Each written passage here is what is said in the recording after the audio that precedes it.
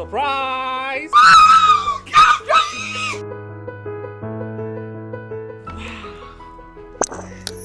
Congratulations, madam. I'm looking forward for a good business deal. It's my pleasure. Excuse me, madam. I am a business partner. Mami kebi bincho. Tinatet venicare. So we use wa. Esi ho. Emma hoye kama. Emma hoye obe mwa. Je na ko try she. Thank you. Tinatet Venicare. Tinatet Venicare is an oral tonic for maintaining vaginal hygiene, not recommended for children below 12 years. Pregnant or lactating mothers should consult a doctor.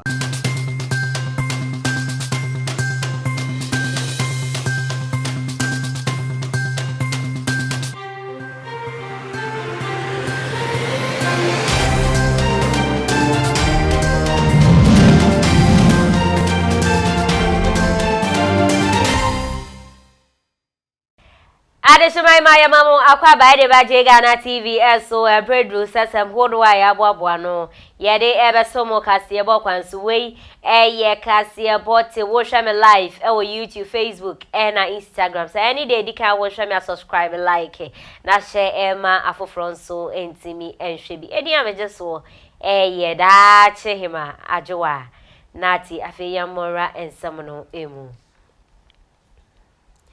Na ananwada ye finance minister Uraken Oforiata de campaign de budget no ebeto dwameche 2023 budget review no de ebeto dwa na budget ni mu na wochemu se eye intumu bi akoso eye VAT aban atumu 2.5%.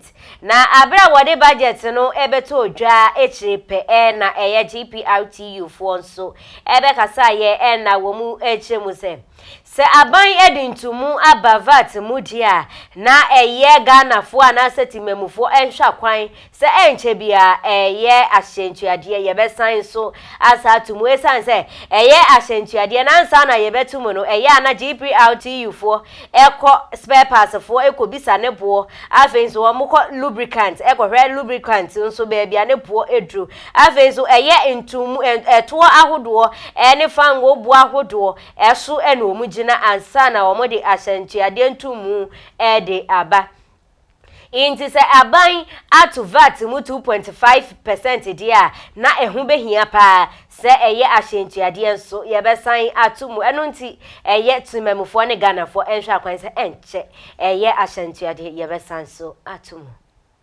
inti na wo hwe campaign de budget na abana na ekyerɛw se eniama bo ebe kosoro se yenya to ahyentuade mu a eduane bo kosoro bibi biara ebo ekosoro inti bronya idie se ye besi edi no ebe kwa kosi 2023 de ye wonya mensem sei na GPRTU for SC ebusi ha na brama kwai ema ye de kase bo no ebesi edi ameje so da chehima ajowa Nati asida kesiye nkoma glitter and glow skincare 14 natet herbal and a general organic foods dedi ho nkoma production crew wa woje brand so hwe so beda se papa makram. Sorry.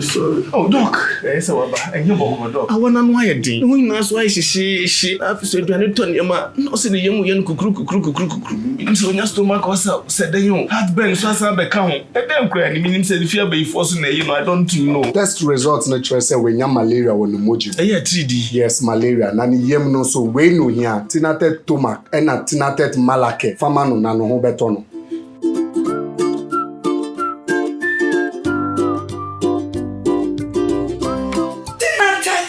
Malake, anything I take to Mac. I'm on my free. Tinatet Malake, eyema obi a wanya malaria fever. Ena Tinatet Tomac mixture, eyema obi a wanya indigestion. Yenhwehwemu hu so wanya malaria ansa na wafa edroi. Not recommended for children below 12 years. Pregnant or lactating mothers should consult a doctor.